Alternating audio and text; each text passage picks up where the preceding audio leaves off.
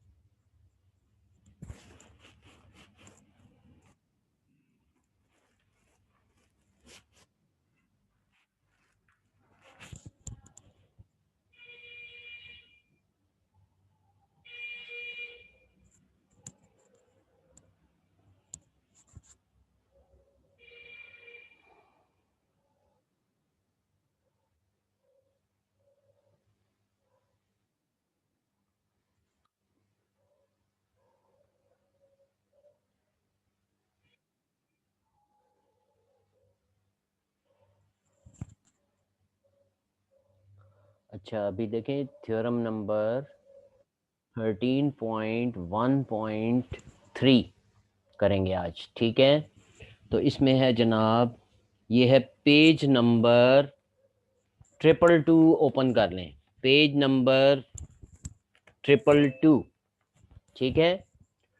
आपकी बुक का page number है 222, ये ओपन कर लें। और अभी स्क्रीन, हाँ नज़र आ रही है अभी स्क्रीन, मतलब वाइट बोर्ड नज़र आ रहा है, देख लें। Yes sir. Yes sir. ठीक है, आज आपका होगा 13.1.3 सिलेबस के मुताबिक सेकंड थ्योरम नहीं है, थर्ड थ्योरम है आपका, ठीक है। इसमें अब रीड करें, कोई एक स्टूडेंट रीड करें इसे। सर मैं करूं? हाँ करें read. The sum of the lengths of any two sides of a triangle is greater than the length of the third side. हाँ, इसका मतलब है ये हमें गिवन है एक ट्रायंगल, ये एक ट्रायंगल गिवन है,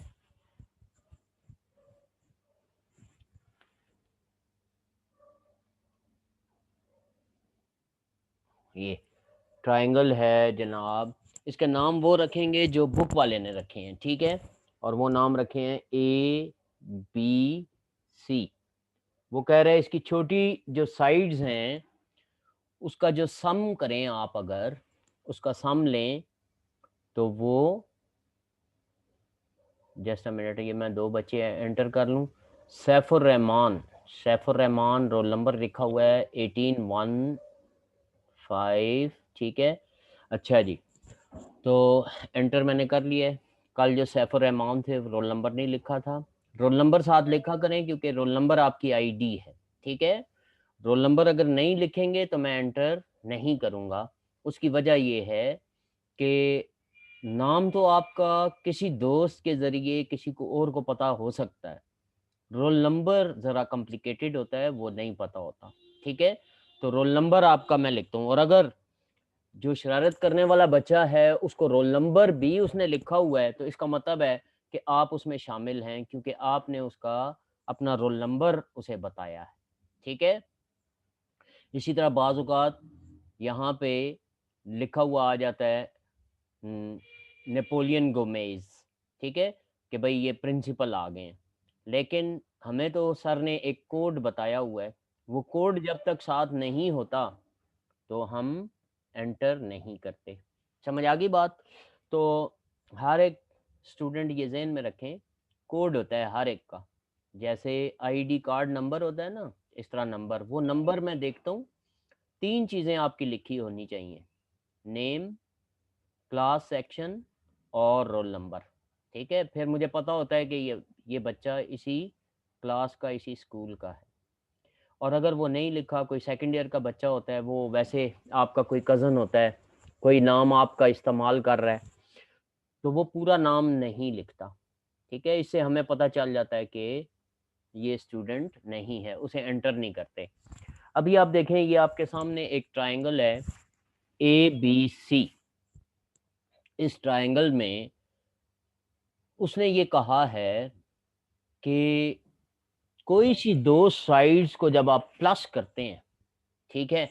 ये देखें, इसकी वर्डिंग क्या लिखी हुई है? The sum of length of any 2 sides of a triangle. 2 sides का जो सम है is greater than the length of third side. Third side से वो क्या है? उसका लेंथ ग्रेटर होता है। इसका मतलब है अगर 2 साइड आप ले लें AB, यानी आप कर लें measure of side AB plus क्या कर लें? मेजर ऑफ साइड AC, तो इट इज ग्रेटर देन ये third side measure of side BC, यानी थर्ड साइड से इन दोनों का सम जो है वो क्या है? Always greater. कोई और 2 साइड हो जाएं, AB plus BC is greater then AC, या ये कर लें AC plus BC is greater then AB। यानी आपने ये प्रूव करना है कि इसमें कोई सी दो साइड्स का सम अगर लेंगे तो वो थर्ड साइड से ग्रेटर होगा इन मेजरमेंट। ये आपने प्रूव करना है, टू प्रूव, ठीक है? ये क्या है? To prove. और गिवन क्या है? गिवन है एक triangle ABC is given. Triangle ABC is given. हाँ आकाश, सर ये कौन सा थ्योरम है? ये थ्योरम है, थर्ड थ्योरम है 13 चैप्टर में, थ्योरम नंबर 3 है, पेज है 222 पेज है। अब इसमें देखें, टू प्रूव ये करना है कि 2 साइड्स का सम जो है that is greater then third side. तो इसके लिए कंस्ट्रक्शन करेंगे, आप कंस्ट्रक्शन करेंगे। क्या कंस्ट्रक्शन करेंगे? कल की तरह ही कंस्ट्रक्शन होगी। इसमें भी आपने ये जो CA साइड है इस पे एक पॉइंट D ले लेना है। कल हमने D इनसाइड द ट्रायंगल लिया था, आज हम वो D point outside the triangle लेंगे। तो इसका मतलब है आप क्या करेंगे? इस CA को एक्सटेंड कर देंगे और इसके इक्वल, यानी AB के इक्वल जो है बाहर की तरफ आप साइड पे ये बनाएंगे। आप यूं फर्ज कर लें, फर्ज करें ये D पॉइंट है यहां,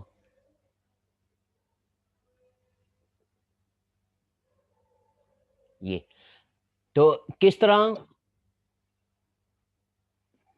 ये है AB is equal to AD होना चाहिए। ये देखें AD छोटा है, इसको किसके इक्वल होना चाहिए? इस AB के इक्वल होना चाहिए। तो AB is equal to AD यहां तक। तो इसका मतलब है ये आपने D पॉइंट कहां पे रखना है? D पॉइंट लेना है CA लाइन के ऊपर, मगर किस कंडीशन के साथ? उसकी कंडीशन क्या होगी? उसकी कंडीशन देखें, उसकी कंडीशन ये होगी कि AB इज, ये देखें AD और ये AB, ये दोनों क्या हैं? कॉन्ग्रुएंट होंगे। AB is equal to AD, और इसको आप मिला देंगे ऐसे, इस तरह से कि यहाँ दो एंगल बन जाएंगे, एंगल 1 एंड एंगल 2। फिर देखें कल की तरह कंस्ट्रक्शन है। कल हमने जो कंस्ट्रक्शन की थी डी पॉइंट ट्रायंगल के अंदर लिया था, आज डी पॉइंट ट्रायंगल के बाहर लेंगे, मगर लेंगे उसी लाइन के ऊपर, सी ए लाइन के ऊपर।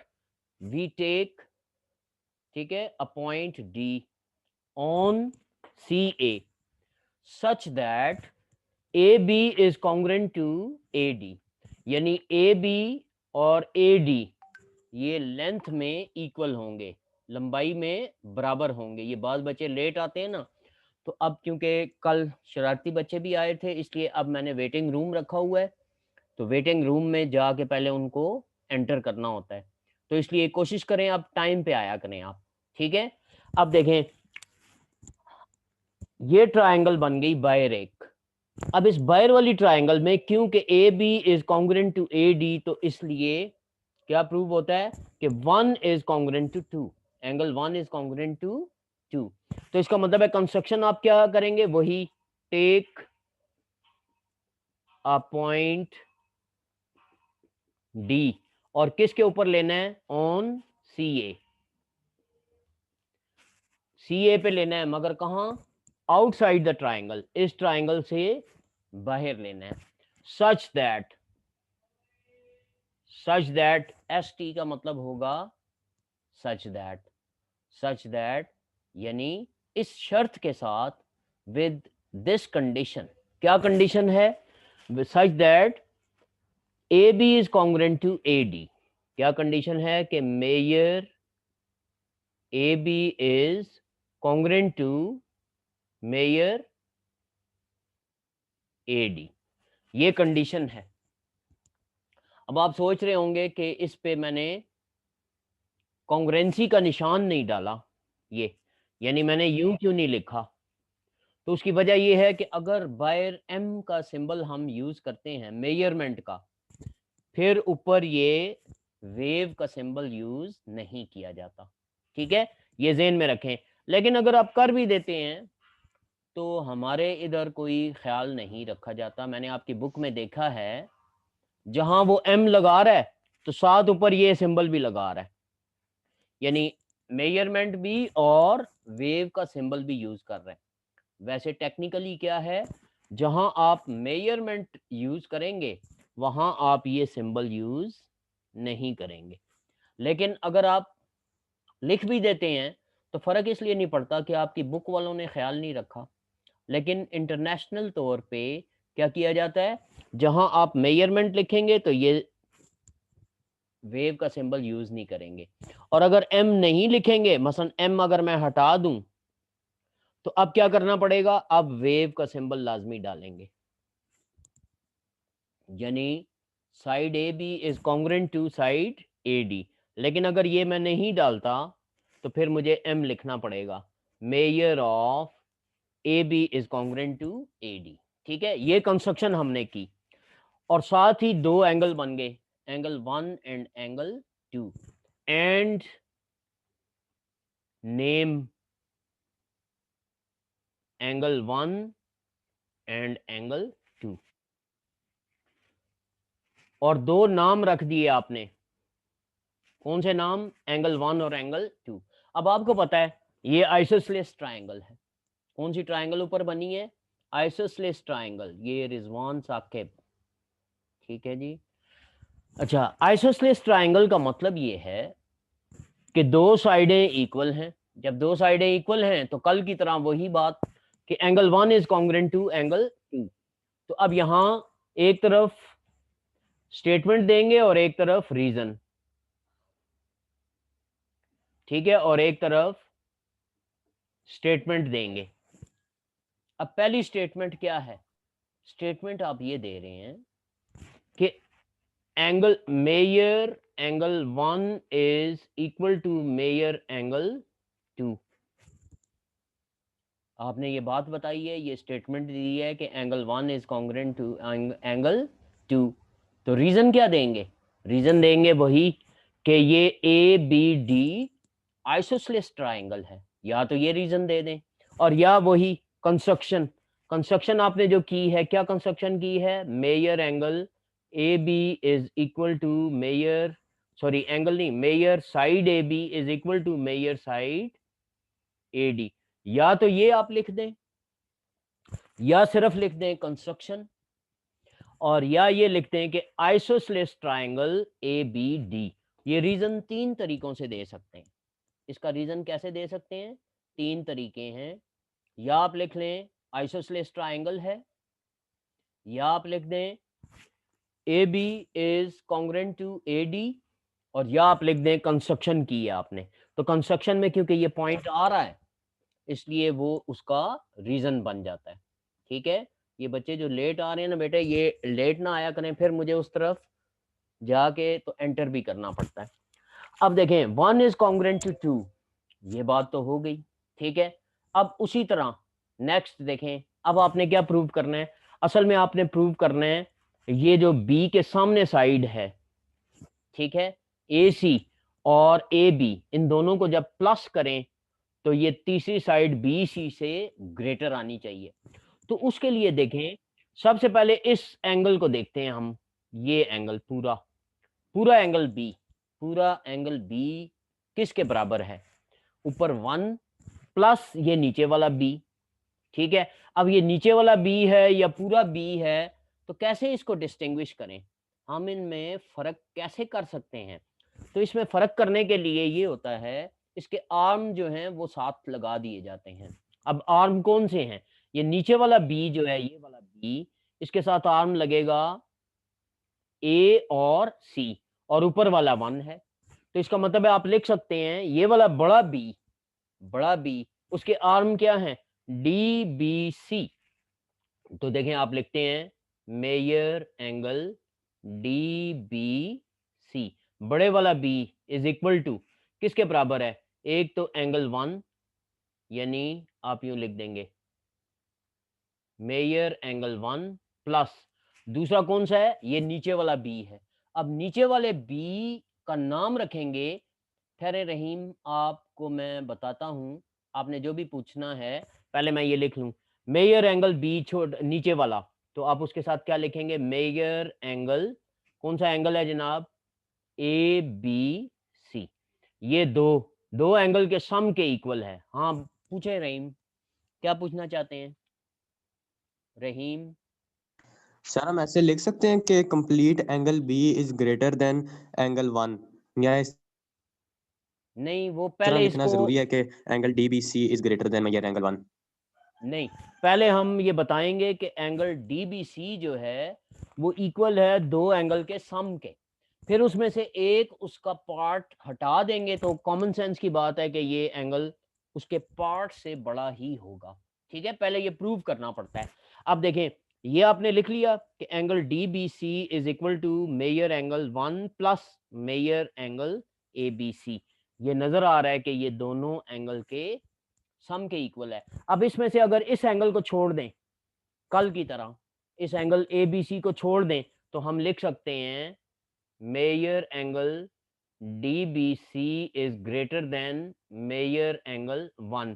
क्यों, वही कल वाली बात, क्या बात थी, कल वाली बात ये है कि अगर एक ये एंगल जो है इन दोनों के सम के इक्वल है, तो अगर इसका एक पोर्शन हटा देंगे तो जाहिर है ये एंगल 1 से क्या होगा, ग्रेटर होगा। इसका रीजन क्या होता है, इसका रीजन आप ये लिखते हैं whole is greater than its part. दुनिया में कोई भी चीज है, पूरी चीज, उसको टुकड़ा कर दें तो वो पूरी चीज अपने हर टुकड़े से साइज में क्या होती है, बड़ी होती है। इसलिए आपने ये लिखा whole is greater than its part, therefore we can write के angle DBC is greater than angle 1। अब फिर इस एंगल 1 की जगह हम 2 लिख सकते हैं, तो इसका मतलब है आप लिख सकते हैं measure angle DBC is greater than measure angle 2। क्या वजह है, 1 की जगह 2 क्यों लिखा, तो ये इसे आप कि बुक वाले ने 1 लिखा हुआ है, तो आप लिख दें फ्रॉम 1, फ्रॉम 1 भी लिख सकते हैं, आप ये भी लिख सकते हैं as measure angle 1 is equal to measure angle 2 as proved above, जैसा कि ऊपर प्रूव कर दिया गया। लेकिन अगर उसका हवाला दे दें, उसका रेफरेंस दे दें कि नंबर 1 में हमने प्रूव किया, तो वो जरा आसानी हो जाती है। इसका मतलब है ये जो बड़ा एंगल बी है इस 2 से क्या है, ग्रेटर है। तो अभी पहला थ्योरम इसी 13 चैप्टर में हम पढ़ चुके हैं कि बड़े एंगल के सामने की जो साइड होती है वो हमेशा बड़ी होती है। क्या मतलब, the side opposite to greater angle is always greater than the side opposite to the smaller angle. Smaller angle के सामने की साइड हमेशा छोटी होती है। तो इसका क्या मतलब हुआ, इसका मतलब ये हुआ कि आप लिख सकते हैं इस बड़े बी एंगल के सामने कौन सी साइड आ रही है, ये सी डी आ रही है। तो आप लिख सकते हैं कि measure C D is greater than measure B C. इसका मतलब है बड़े एंगल के सामने की साइड बड़ी होती है, ठीक है, छोटे एंगल के सामने की साइड से। ये मैंने आपको क्लास में भी बताया था, यहां भी बता रहा हूं, ठीक है। ये जानबूझ के मैं उर्दू लैंग्वेज में ये बोलने का मकसद ये है कि फौरन आपको बात समझ आ जाए। ये देखें, बड़े एंगल के सामने की साइड बड़ी होती है, छोटे एंगल के सामने की साइड छोटी होती है। ये बात क्लियर। अब इसको इंग्लिश में अगर आपने बोलना है तो आप बोलेंगे the side opposite to the greater angle is always greater than the side opposite to the smaller angle। तो लिहाजा हम लिख सकते हैं कि ये वाली सी डी पूरी यहां से लेके यहां तक, ये पूरी साइड क्या है, इस बी सी से ग्रेटर है। C D is greater than B C. ये बात समझ आ गई। अगर ये समझ आ गई तो अब आप देखें ये पूरी सी डी जो है किसके इक्वल है, C A plus A D. ये पूरी साइड सी डी किसके इक्वल है, नजर आ रहा है कि सी ए प्लस ए डी, ठीक है, इसके इक्वल है। कंस्ट्रक्शन भी हमने की हुई है, इसका रीजन कंस्ट्रक्शन भी दे सकते हैं। तो आप क्या लिख सकते हैं, सी डी की जगह आप क्या लिख सकते हैं, आप लिख सकते हैं मेजर एंगल सी ए, ठीक है, C A plus A D is greater than measure angle B C, measure side B C, ठीक है। इसका क्या मतलब है, सी डी किसके इक्वल है, C A plus A D, C A plus A D. अब आप लिख चुके हैं A D is equal to A B. ये देखें A D is equal to A B, कहां पे, ये आपने कंस्ट्रक्शन की हुई है। तो इसका मतलब है इस ए डी की जगह आप क्या लिख सकते हैं, ए बी लिख सकते हैं। तो आप लिखेंगे मेजर साइड, सी ए को ए सी भी लिख सकते हैं, plus measure side A B is greater than measure B C. ये देखें इसका मतलब है A D is equal to A B, ये कंस्ट्रक्शन की हुई है एज इन कंस्ट्रक्शन, ठीक है। तो लिहाजा आप ए डी की जगह ए बी लिख सकते हैं। तो यही हमने प्रूव करना था। क्या प्रूव करना था, A B plus A C is greater than B C. तो ये ए सी भी लिख सकते हैं इसे, बेशक इसको पहले लिख लें। देखें दो नंबर अगर प्लस हो रहे हैं, 7 + 3 है तो उसे 3 + 7 भी लिख सकते हैं, ठीक है। ये एम रायान अभी आ रहे हैं।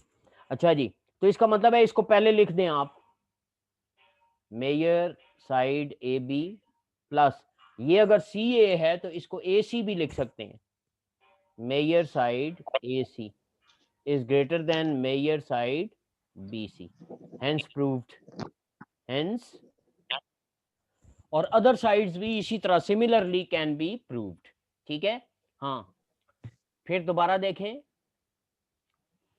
थ्योरम बहुत इजी होते हैं और ये अक्सर पेपर में आ जाते हैं। उसकी वजह मैंने आपको बताई कि इसमें रीजनिंग यूज होती है, रीजनिंग, ठीक है। एम रायान माइक म्यूट कर दें ताकि आवाजें ना आए आपकी।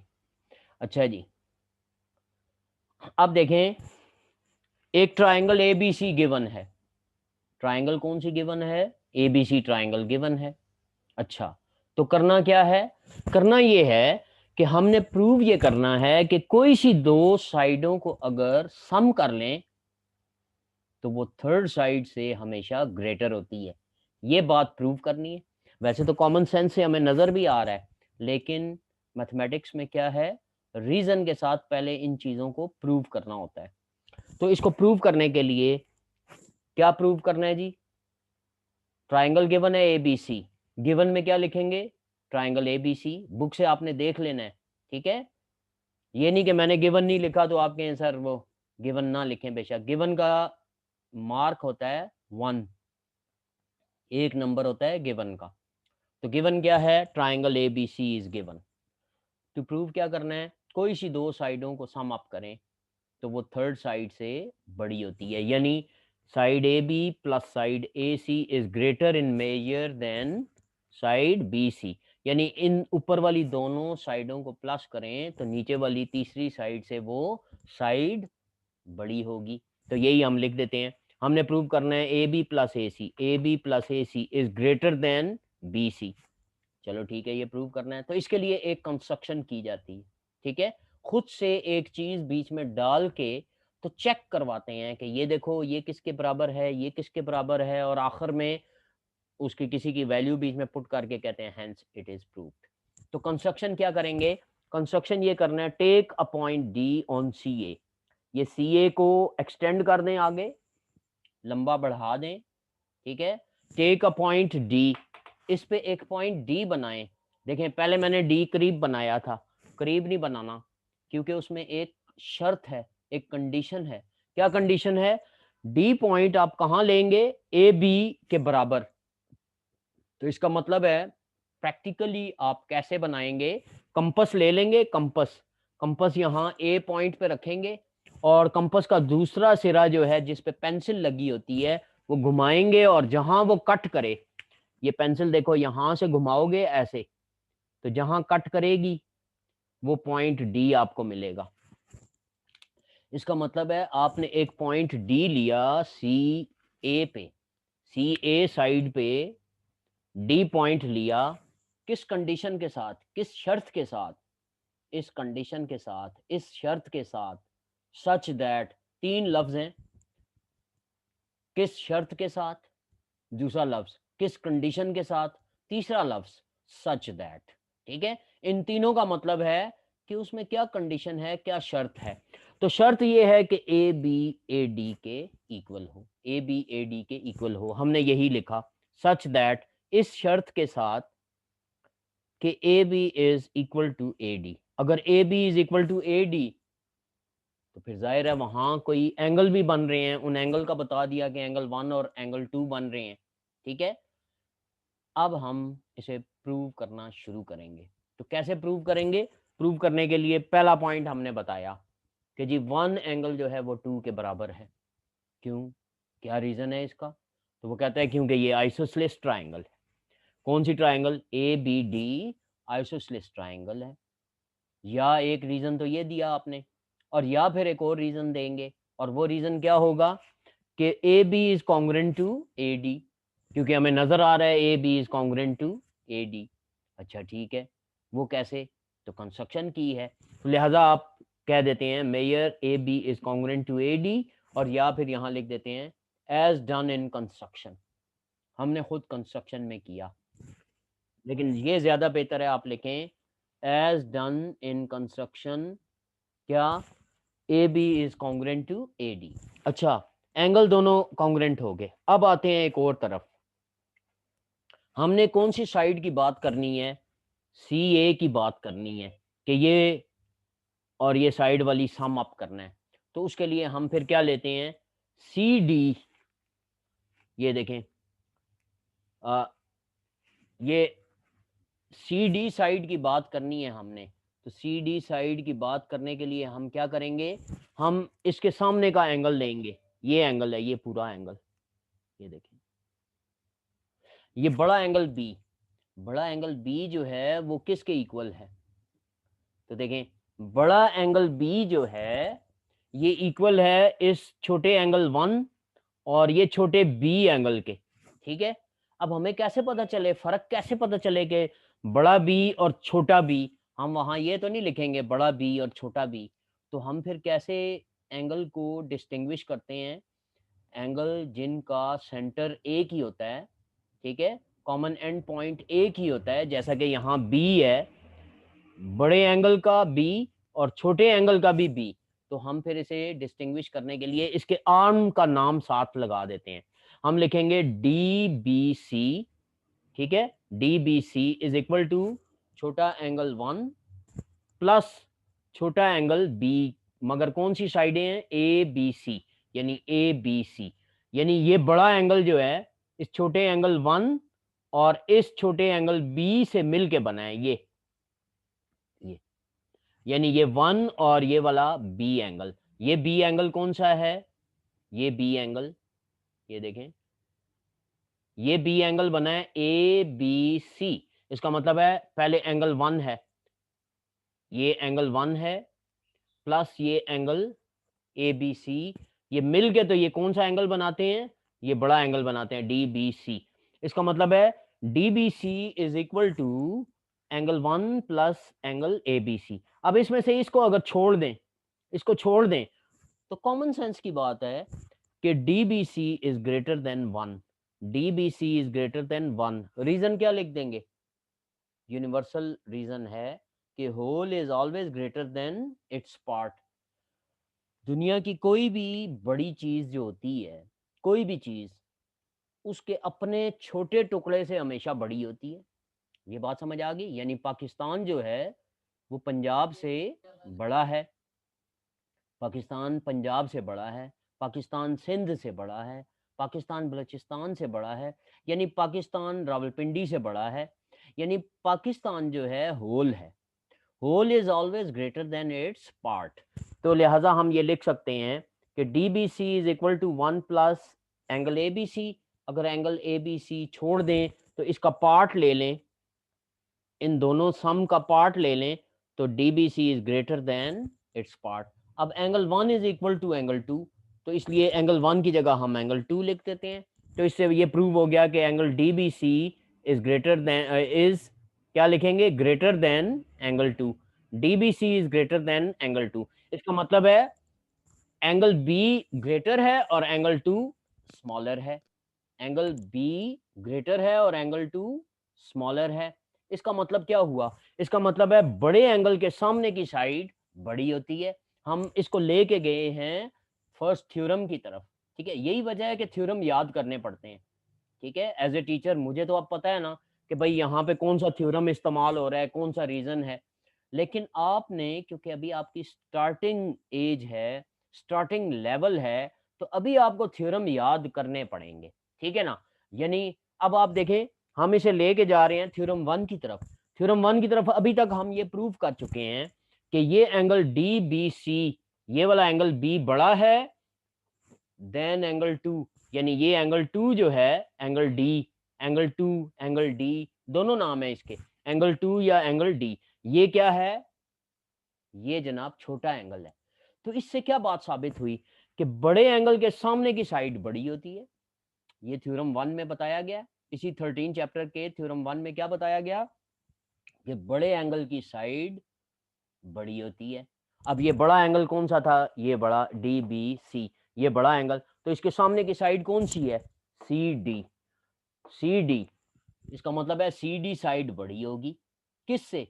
छोटे एंगल के सामने। छोटा एंगल कौन सा है? ये 2 एंगल, 2 एंगल के सामने कौन सी साइड है? ये बी सी, 2 छोटे एंगल के सामने साइड है बी सी। इसका मतलब है ये सी डी जो है ये बड़ी है बी सी से। तो यही बात हमने लिख दी कि C D is greater than B सी।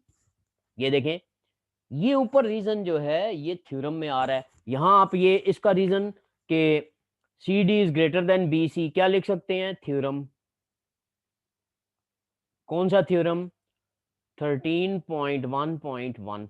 आप ये रीजन भी दे सकते हैं 13.1.1, जहां मैंने ये रीजन दिया है, थ्योरम नंबर बोला है ना, आप यहाँ थ्योरम की स्टेटमेंट लिख सकते हैं, थ्योरम की स्टेटमेंट लिख सकते हैं, ठीक है। और या सिर्फ इतना लिख लें कि बड़े एंगल के सामने की साइड हमेशा बड़ी होती है, बड़े एंगल के सामने की साइड हमेशा बड़ी होती है। वो कैसे लिखेंगे?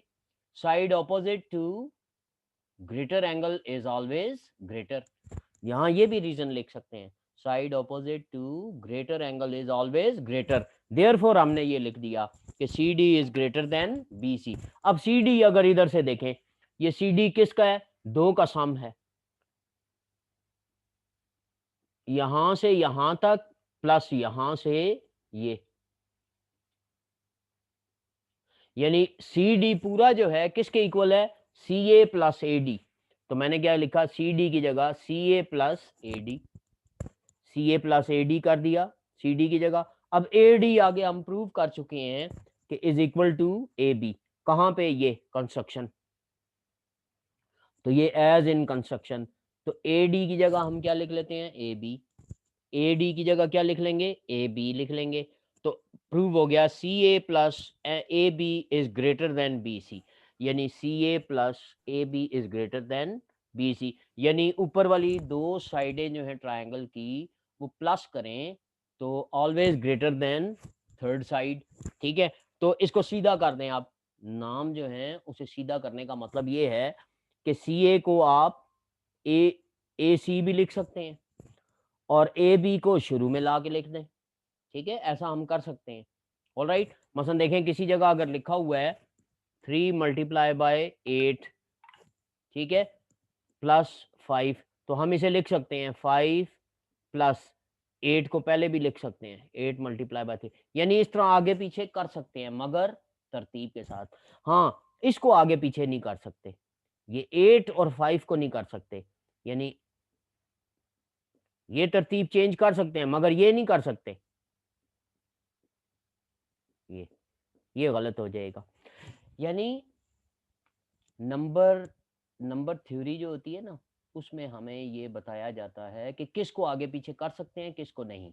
और बाकी प्रैक्टिस, जब हम कहते हैं ना मैथमेटिक्स की प्रैक्टिस करें, वो इसलिए कहते हैं कि ये छोटी मोटी चीजें जो होती हैं, किसको आगे पीछे लिख सकते हैं किसको किसको नहीं लिख सकते, किसको पावर में लेके जा सकते हैं किसको नहीं लेके जा सकते, तो वो बार बार प्रैक्टिस करने से हमें याद हो जाती हैं। जैसे इंग्लिश की प्रेपोजिशन कभी अलग से याद नहीं की जाती कि टू का क्या मतलब है, एट का क्या मतलब है, ठीक है, फ्रॉम का क्या मतलब है, कहाँ लगाएं कहाँ ना लगाएं, नो। बार बार आप रीड करते हैं ना, जब बार बार रीड करते हैं तो आपको वैसे याद हो जाती है प्रेपोजिशन। बिल्कुल उसी तरह मैथमेटिक्स में छोटी छोटी चीजें होती हैं, ये नहीं कि उनके सबूत नहीं है, उनके सबूत हैं, उनके प्रूफ हैं, मगर वो हायर क्लासेस में जाके फिर उसको डील करते हैं।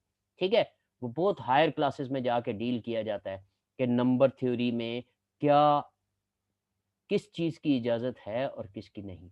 अलबत्ता अगर हर चीज का प्रूफ करने लग जाएं तो फिर तो सफर ही आगे नहीं बढ़ेगा। तो इसलिए हमने फिर क्या तरीका निकाला है, मैथमेटिक्स को बार बार लिखें, बार बार लिखें, तो प्रेपोजिशन जैसे याद हो जाती है ना, आपको पता भी नहीं चलता। मसलन मैं अगर ये कहता हूँ कि Aslam is going to school, आप कहें जी आपने टू क्यों लगाया है, Aslam is going at school क्यों नहीं लगाया, Aslam is going from school क्यों नहीं लगाया, तो आप देखें उसका मीनिंग बदल जाता है। इसका मतलब है आपके सेंस में वो चीज बैठ जाती है।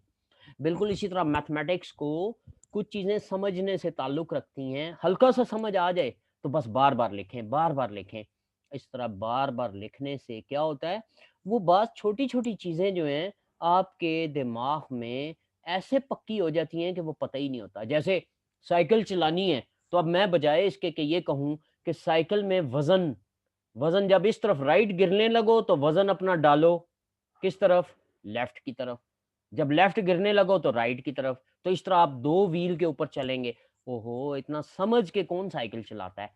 हमने फिर क्या करना होता है, बार बार साइकिल को चलाते हैं तो हमारा ब्रेन खुद ब खुद उसका ख्याल रखता है कि साइकिल को ना राइट गिरने देता है ना लेफ्ट गिरने देता है, और हमें पता भी नहीं चलता। बिल्कुल मैथमेटिक्स का भी यही तरीका होता है। Yes sir. प्रैक्टिस करेंगे, प्रैक्टिस करने से क्या होता है, हमारा ब्रेन खुद ख्याल रखता है कि यहाँ ये मैं कर सकता हूँ कि नहीं कर सकता। ये बात समझ आई है? जैसे साइकिल चलाते हैं ना बाय प्रैक्टिस, जैसे इंग्लिश लैंग्वेज बोलते हैं बाय प्रैक्टिस, इसी तरह mathematics is by practice. Bye practice का मतलब ये होता है कि उसमें ऐसी छोटी-छोटी चीज़ें हैं कि अगर वो छोटी-छोटी चीज़ों का क्या, क्यों, कैसे के जवाब देने लग जाओ, तो पूरी उम्रें गुज़र जाएँगी, ठीक है? 100-200 साल गुज़र जाएँगे।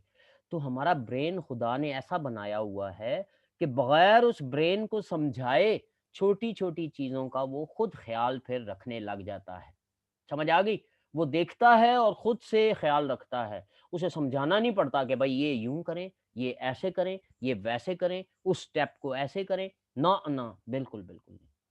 उसको समझाना नहीं पड़ता। इसीलिए कहते हैं कि बार-बार मैथमेटिक्स में हल्का-सा समझ आ जाए कि अच्छा यूँ करना है, बस फिर बार-बार शुरू कर दो। अब बार-बार जब हाथ से लिखोगे तो खुद पता होगा, ठीक है? तो कुछ चीज़ें प्रैक्टिस से आती हैं, मसलन टाइपिंग। टाइपिंग में अब बजाय इसके कि आप देखो कि यार पी जो है वो राइट साइड पे ऊपर की लाइन में लिखा है। No, no, no, no, no, no. ऐसे जो बंदा करने जाएगा तो उसकी टाइपिंग तो कभी वो सीख ही नहीं सकता। टाइपिंग क्या है? बस इसको कहते हैं, पंजाबी में कहते हैं अन्नेवाह टाइपिंग करते चले जाओ, ठीक है? अन्नेवाह का मतलब है बस एक अंदाज़ा रखो और टाइपिंग की प्रैक्टिस करो, तो आखिर एक दिन ऐसा आएगा कि बगैर देखे आप आंखें बंद करके इधर गप्पें भी लगा रहे हैं, उधर टाइपिंग हो रही होगी। क्या वजह है? वजह ये है कि खुदा ने ब्रेन एक ऐसी चीज़ बनाई है कि प्रैक्टिस के ज़रिए आप सीखते हैं। देखें, दुनिया में चीज़ सीखने के 2 तरीके हैं। एक है बाय प्रैक्टिस और एक है बाय अंडरस्टैंडिंग। अब ज़रूरी नहीं होता हर चीज़ को अंडरस्टैंड करके चलना, फिर तो लाइफ़ गुज़ारनी मुश्किल हो जाए, ठीक है? तो इसलिए बेटे, अगर कोई चीज़ समझ नहीं भी आती, यही वजह है मैथमेटिक्स बाज़ औक़ात उन लोगों को भी आ जाती है जिनको समझ नहीं आती, मगर वो बार-बार रटते हैं, बार-बार रटते हैं, ठीक है? तो मैथमेटिक्स भी इसी तरह है कि समझ ना भी आए, बार-बार लिखेंगे ना जब आप, तो आपका ब्रेन खुद से वो कैच कर लेगा कि यार इधर से मैंने किस तरफ को जाना है, नेक्स्ट स्टेप कैसे होगा, उससे आगे स्टेप क्या है, क्या करना था, क्या प्रूव करना था, कैसे प्रूव किया। इसलिए बेटे, mathematics is by practice, language is also by practice. इनको कहते हैं टूल सब्जेक्ट। क्या कहते हैं? टूल सब्जेक्ट कहते हैं। टूल सब्जेक्ट जो होते हैं हमेशा प्रैक्टिस से आते हैं। टूल सब्जेक्ट समझदारी से नहीं आते कि समझ आए आपको। कोई चीज़ समझने से नहीं, बस बाय प्रैक्टिस। मसलन बच्चा छोटा होता है, तो उर्दू ज़ुबान कैसे सीखता है? उसे ग्रामर पहले कोई सिखाता है? ना, ना, ना, ना, ना, ना। ग्रामर सिखाने जाओ तो बच्चा तो समझ ही नहीं सकता। ग्रामर नहीं सिखाई जाती। बस उसे कहा जाता है जैसे मैं बोलूँ वैसे, उसको ये भी नहीं कहा जाता कि जैसे मैं बोलूँ वैसे बोलो। बस उसके सामने बोलते हैं और वो आपको क्या करता है? नकल करता है, कॉपी करता है। इसी तरह मैथमेटिक्स भी आप नकल करेंगे, कॉपी करेंगे, बार-बार नकल करें, कॉपी करें, नकल करें, कॉपी करें, तो आप इस तरह सीख जाएँगे जैसे छोटा बच्चा उर्दू लैंग्वेज बोलना सीख जाता है, पंजाबी बोलना सीख जाता है। Yes sir. समझ आई बेटे? इसलिए बाज़ औक़ात बाज़ पेरेंट्स कहते हैं हर चीज़ को समझ के करो, समझ के, ठीक है? तो अगर कोई टीचर कह दे कि भई ये नकल कर के बार-बार नकल करें, बार-बार नकल करने को कहते हैं प्रैक्टिस।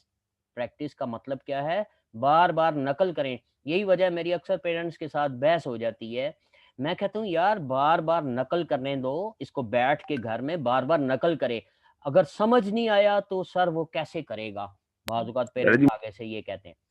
ये ज़रूरी नहीं होता कि कोई चीज़ समझ आए और फिर आप करें। इस तरह तो फिर हम कहेंगे बच्चा जो है, छोटा बच्चा, उसे लैंग्वेज की समझ होती नहीं है, तो वो बार-बार क्या करता है? कल की अगली क्लास बोलता है। है। हाँ, बार-बार बोलेगा तो उसे आएगा। बिल्कुल आप लोगों के ज़हन में बाज़ औक़ात पेरेंट्स ये डाल देते हैं कि बेटे जब तक समझ ना आए तो आपने नहीं करना। वो बच्चा क्या करता है, वो प्रैक्टिस नहीं करता तो उसे तो वो लैंग्वेज की तरह मैथमेटिक्स समझ ही नहीं आती। ठीक है बेटे? तो ये चीज़ ज़हन में रखें, प्रैक्टिस करनी है। समझ आती है, नहीं आती, बस बार-बार लिखना शुरू कर दें। ठीक है? वो रास्ते खुद पता चल जाएँगे। किसी शहर की गलियाँ याद करने का क्या तरीका है? ऐसे तो नहीं याद होती कि मैं घूमूँगा तो जनाब राइट साइड पे ये वाली दुकान आएगी, फिर मैं लेफ्ट जाऊँगा, फिर right. No, no, no, no. आपने बार-बार उस रास्ते पे आना-जाना होता है। अब ब्रेन को पता चल जाता है कि अब मैंने किधर मुड़ना है, किधर जाना है। इसका मतलब ये है कि पूरे शहर की गलियाँ जो जितनी ज़्यादा घूमे फिरेगा उस शहर में, उसे याद हो जाएँगी। ठीक है? तो ये याद रखें, तालीम में 2 तरीके होते हैं। एक होता है मोटा मोटा समझना और एक होता है बार बार नकल करना, जिसको हम टेक्निकल लैंग्वेज में कहते हैं प्रैक्टिस। ठीक है, ये चीज जहन में रख लें। बाद बच्चों के जहन में बैठा होता है कि जब तक समझ ना आए वो आगे चलते ही नहीं है। तो इस तरह तो पूरी जिंदगी लगे रहेंगे तो रुके रहेंगे। ठीक है, हल्का सा बस समझ आना चाहिए कि अच्छा ये यूं कर रहे हैं, उसके बाद आपने बार बार शुरू कर देना है इसको bye practice. Mathematics is by practice. याद रखें, बाज़ चीज़ें मैथमेटिक्स में बोल के बताई नहीं भी जाती, वो देख के तो हमारा जहन खुद उसे उसी तरह पिक कर लेता है। जैसे छोटा बच्चा, 3-4 साल का बच्चे को क्या समझ होती है, मगर वो लैंग्वेज पूरी सही ग्रामर के साथ सीख लेता है।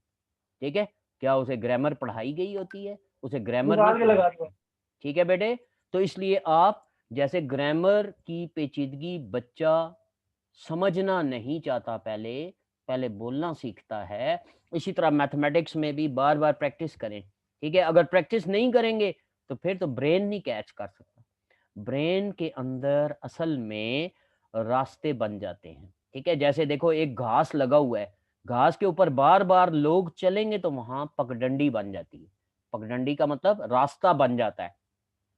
लेकिन अगर 1-2 दफा चले कोई बंदा, उसके बाद फिर जाएंगे तो वो तो वहां रास्ता नहीं बना होगा। इसका मतलब है रोज जहां लोग चलेंगे, इसी तरह मैथमेटिक्स में रोज आप प्रैक्टिस करेंगे। रोज रोज प्रैक्टिस करेंगे, 1 घंटा शाम के वक्त निकाल लेंगे कि चलो यार ये वाला क्वेश्चन जरा प्रैक्टिस करूं। जो क्वेश्चन हो बस उसे प्रैक्टिस शुरू कर दें, आपका ब्रेन खुद समझ जाएगा कि ये कैसे करना है। ठीक है, अगर ब्रेन को ये भी नहीं पता कि ये कौन से चैप्टर का क्वेश्चन कर रहा है, बस सामने लिखा हो और आप बैठ के उसको करना शुरू कर दें। ठीक है, 1 घंटा प्रैक्टिस करें तो आपके ब्रेन के अंदर उसके रास्ते बन जाएंगे। ठीक है, फिर आप बैठेंगे करेंगे, आपको खुद भी नहीं पता होगा कि ये कैसे सॉल्व हो गया यार। लेकिन जब आप अपने ज़हन से पूछेंगे तो वो आपको बताएगा कि इसकी वजह ये है, इसकी वजह ये है, ये मैंने इसलिए किया, वो मैंने इसलिए किया, यूं किया वो किया। ठीक है, बड़ी पेचीदगियां होती हैं, इसलिए मैथमेटिक्स बाय प्रैक्टिस। ओके बेटे, तो आप में से अक्सर बच्चे हैं वो चाहते हैं कि हर चीज़ को गहराई में समझाया जाए। समझाना ज़रूरी नहीं है, बस छोटे बच्चों को ज़हन में रखें ना, वो कैसे सीख जाते हैं, साइकिल चलानी सीख जाते हैं। ठीक है, बैट्समैन जो है वो बॉल के साथ, यानी cricket, cricket is by practice. ठीक है, प्रैक्टिस करेंगे, ज़हन आपका खुद देख लेगा कि गुगली आ रही है कि क्या आ रही है, फास्ट बॉल आ रही है और इसे मैं कैसे खेलूं। ठीक है, उसे सोचना नहीं पड़ता। शुरू में कोई लोग सोचते हैं कि यार ये फास्ट आ रही है, अब वो ज़हन में सोचने लगे फास्ट आ रही है या गुगली आ रही है, यार ऐसे खेलूंगा, उतनी देर में वो किलियां उड़ जाएंगी उसकी।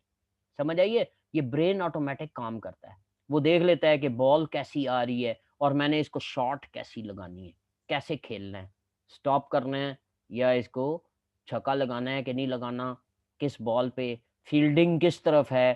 ठीक है, वो ब्रेन खुद से दे, उसे स्पेशली देखना नहीं पड़ता कि मैं देखूं यार फील्डिंग किस तरफ स्ट्रांग है, किधर फील्डिंग वीक है, किस तरफ मैं छक्का लगाऊं। ठीक है, ये सोच के नहीं होता, ये ब्रेन ऑटोमेटिक करता है और तेज करता है, और ये आता है बाय प्रैक्टिस। इसलिए मैथमेटिक्स जो है बाय प्रैक्टिस होती है। एक दफ़ा बता दिया, इसलिए आपको मैं गूगल क्लासरूम में जो भेज देता हूँ ना, वीडियो भेज देता हूँ, बार बार वीडियो देख ली। ठीक है, अब लेकिन बार बार वीडियो देखने से सिर्फ नहीं समझ आती, उसे जब तक हाथ से नहीं करेंगे, जब तक हाथ से अपनी उंगलियों को नहीं सिखाएंगे, आपकी उंगलियां सीख जाएंगी कि यहाँ से मैंने स्टेप किस तरफ लेके जाना है। ठीक है, ये लाजमी करना है। जैसे साइकिल पे आप इस तरह सिखाते नहीं है अपनी बॉडी को कि वजन राइट पे डालो या लेफ्ट पे डालो, वो ब्रेन खुद वजन डालता है, कभी राइट पे डालना है या लेफ्ट पे डालना है, आपको पता भी नहीं होता, ब्रेन खुद उसे कंट्रोल कर रहा होता है। 2 व्हील पे मोटरसाइकिल, मोटरसाइकिल पे भी, ठीक है ना, आपकी बॉडी खुद कंट्रोल कर रही होती है। और बहुत ज़्यादा जो मोटर बाइक चलाएं वो इसीलिए थक जाते हैं। क्यों थक जाते हैं? कि उनकी बॉडी बार बार राइट लेफ्ट तेज़ी से होती रहती है और उसे 2 व्हील पे सीधा रखती है बाइक को, तो वो थकान इसलिए हो जाती है। ठीक है, लेकिन बाइक की बजाय अगर गाड़ी पे आप बैठें तो थकान ज़्यादा नहीं होती, उसकी वजह भी यही होती है। तो इसलिए इस ब्रेन को ऑटोमेटिक सिखाने की तरफ लाएं, बोल के सिखाने की तरफ ना लाएं, ऑटोमेटिक सिखाने की तरफ लाएं। ओके, अभी आप जा सकते हैं, ठीक है। आपकी दूसरी क्लास होगी अभी, कितने बजे होती है? एनी हाउ, और अरमान स्क्रीनशॉट दरमियान में कहीं ले लिए होंगे, वो आपने भेज देने हैं, ठीक है। अभी 3 बॉयज़ लीव कर चुके हैं और 24 रह चुके हैं। ये जल्दी से स्क्रीनशॉट ले लें ताकि मुझे पता हो कि एब्सेंट कौन है और प्रेजेंट कौन है, ठीक है अरमान सर ले बेटे? लिया। Thank you very much. और ये मैंने ख़ास तौर पे मैथमेटिक्स में ये ख़ास तौर पे बताना होता है कि प्रैक्टिस करें, ठीक है। इसीलिए ज़्यादा टाइम लगाया इस पे, क्योंकि हमें बाज़ औक़ात प्रॉब्लम ये हो जाती है कि बाज़ पेरेंट्स बच्चों को सर सिखा देते हैं। स्क्रीनशॉट लेना है। हाँ, स्क्रीनशॉट किसका? इसका लेना है? ठहरो फिर मैं यस सर। 2 मिनट। वैसे तो बुक में जो दिया हुआ है ना, उसको आप करें तो ज़्यादा बेहतर है। ये भी वही ओके चीज़ है, सर। लेकिन चलो फिर भी स्क्रीनशॉट के लिए मैं इसे करीब करता हूँ अभी। Okay sir. अब देखो, लेकिन जहाँ कहीं लिखा हो ना, प्रैक्टिस किया करें। चलो अब नज़र आ रहा है पूरा? देख लें। यस। हाँ, ले लो स्क्रीनशॉट। लेकिन इसमें बाज़ चीज़ें मसलन गिवन नहीं दिया, बाज़ जगहों पे रीज़न नहीं लिखा, मगर रीज़न आपको बताया है कि वो पूरा थ्योरम लिखना है, तो थ्योरम की जगह, ठीक है, उसकी स्टेटमेंट लिख देनी है। तो यहाँ तक ये बात क्लियर हो गई, ठीक है। और बाज़ वो बच्चे और पेरेंट्स को भी बाज़ औक़ात ये मैं रिक्वेस्ट करता हूँ कि टीचर और पेरेंट्स में फ़र्क है, ठीक है। टीचर और पेरेंट्स में यही फ़र्क है कि टीचर भी बाय प्रैक्टिस सीख चुके होते हैं कि पढ़ाना कैसे है। हेलो जी मैम, वालेकुम सलाम। जी सर, बस ये ख़त्म कर रहा हूँ, मैं लीव कर रहा हूँ। जी, बस मैं ये बिल्कुल नहीं मैं, हाँ जी, बस ठीक है मैम, बस मैं ये इनको लीव कर रहा हूँ।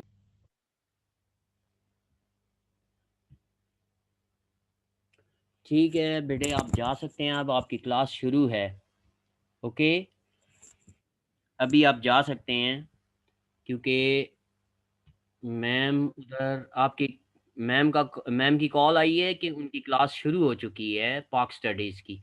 ठीक है बेटे, ओके, अल्लाह हाफिज़।